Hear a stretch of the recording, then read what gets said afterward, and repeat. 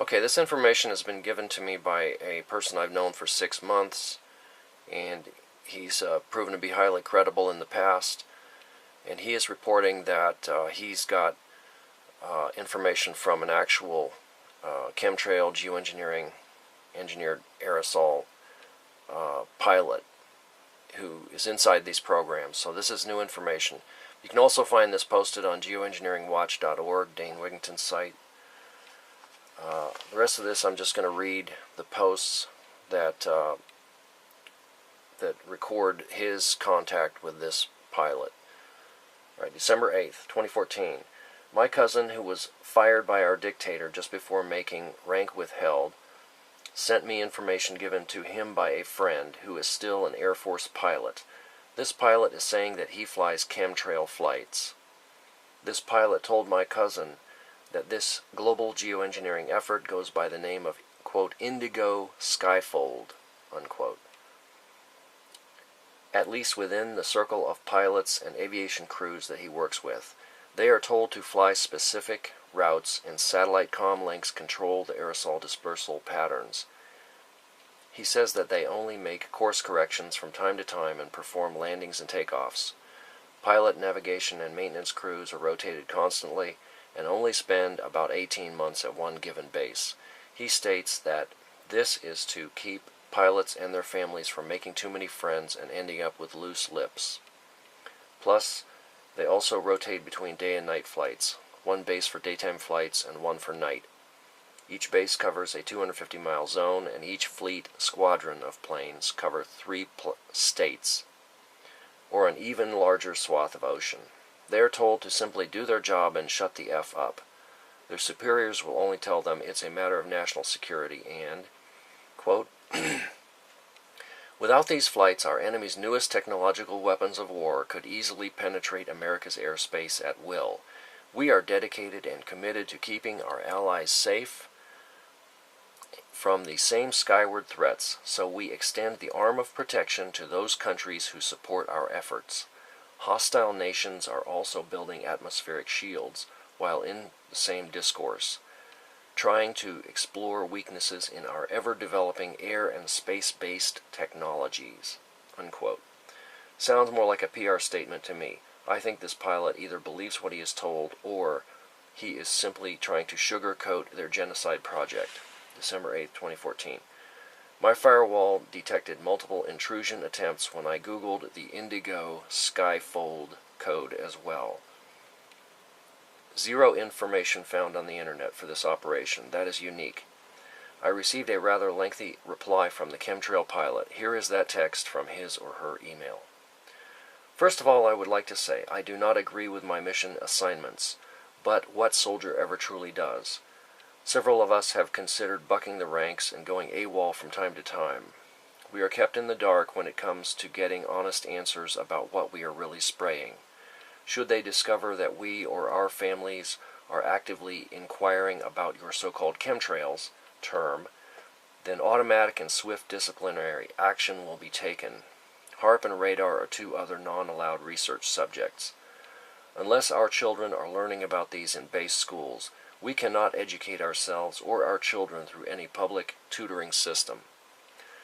I would not intentionally spray my children with family with toxic aerosols, but as you must know, 80% or better do not have any family or children.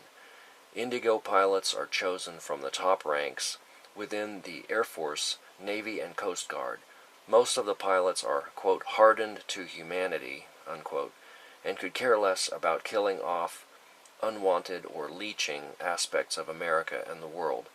I swear to you, the majority of the pilots are like machines. I call them tanker terminators.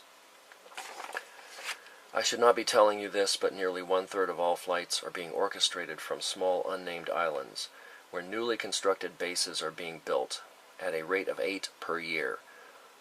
On these extremely remote islands, there are HARP arrays of every possible design, with many arrays surrounding these islands, within the depths of the ocean itself. The Navy has developed sophisticated underwater construction technology that allows fully autonomous robot submersibles to travel great distances and even manufacture parts for these massive underwater arrays as they progress across the open seafloor. Every time that you see or hear about military exercises at sea, they are basically there to give support and resupply their army of underwater robotic minions. There is possibly one aquatic robot per plane, and will soon be double that. You will never be able to Google Earth search any of this, other than an occasional error in blurring some island bases or smudging images of underwater arrays. It is impossible to locate all these artifacts. They even paint fake clouds over some of our island installations to keep prying eyes away. I have been shown some of these images by civilian friends. That is the reason I know this. I completely understand your concern for human safety. But here is the kicker. We are shown videos in our training of catastrophic destruction to our homeland by very sophisticated weapons, then told that these will be the consequences if we don't fly. Our efforts in building a defensive atmospheric weapons shield are the only missions of its kind in the world. We are paid more than any other pilot for our service, other than Air Force One pilots, who make as much or more and are kept in a dark secret world for their own protection. They tell us that secrecy is our protection and not to listen to any public rhetoric.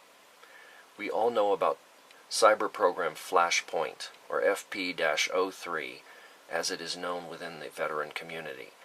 This program is a self-destruct sequence that can be remotely activated from any ground, water, underwater-based, or other air-mobile unit. The signal is encrypted through 3 satellites and cannot be jammed or blocked. At any given moment, you could have only 15 seconds to make your peace with your God. They tell us that FP exists to keep planes from accidentally going down in heavily populated areas. They can remotely detonate our planes over safe zones, but in the back of your minds, our minds, we are pretty sure this is a fail-safe program to keep pilots from turning over assets to any public, private, or civilian authorities. Have you ever seen any member of the crew survive the few crashes that have occurred? Every plane that has gone down was completely destroyed for good reason, I'm sure. We risk our lives in more ways than one every single time we fly, especially night flights. They are ordering us to fly at lower and lower altitudes. We feel like massive dark force empire crop dusters, and know that one night Bubba or Billy Joe will fire their long rifles at us when we spray their moonshine-making operation or pass over an illegal Mary Jane crop. I know for a fact that some planes have been shot at and subsequently brought down by mostly Russian, Chinese, and Korean weaponry. But the media will never cover these events, as they are not allowed to report on our flights either. That must be true, for I have yet to see a detailed or in-length report of our missions on any public venue, other than conspiracy shows and anti-government websites. I risk everything for disclosing so much information, and you will find very few like me. Even my own flight crew would have me arrested and court-martialed if they knew of this dialogue. That is why I cannot email you directly. But from what your cousin tells me, you are also risking everything just to get this information out to your colleagues. I salute you, sir, for standing up to the establishment and Big Brother. I would love to go home tomorrow and not rack up one more single minute of flight time, except for a sweet little Piper Cub or a rat-tail barn racer. I miss those beautiful blue skies from my youth, and I am ashamed for hazing over that dream. Maybe more of my fellow pilots will read or hear about this and decide to come forward as well. I only know a small fraction of the larger picture, as they compartmentalize everything. Should I become aware of any new significant developments, I will email your cousin.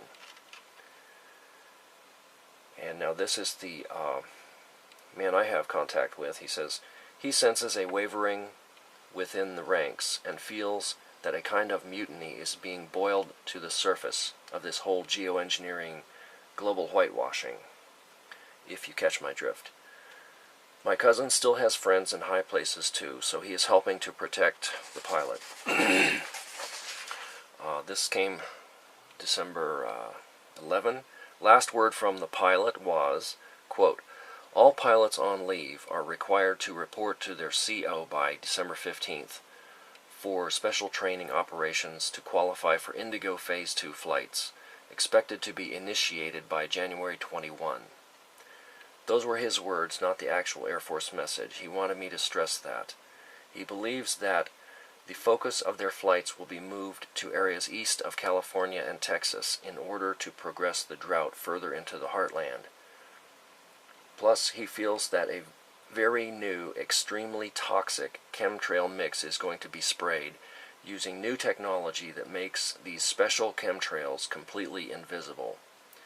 Atmospheric shield of protection. He doesn't believe that either. So that's the end of the message from this chemtrail pilot. And I just, from my own experience, I've had a lot of contact with this guy for 6 months via the internet, and basically everything he's told me has turned out to be true, so I have no reason to doubt any of this. So, hope you can forward this. This also points out how difficult it is to fight this program, because the people inside the program are not subject to public opinion or public information sources. So we need to brainstorm and come up with a way to shut down this program, as it is actually heating the planet and killing everything with elevated UV and toxic metals. Thank you for listening.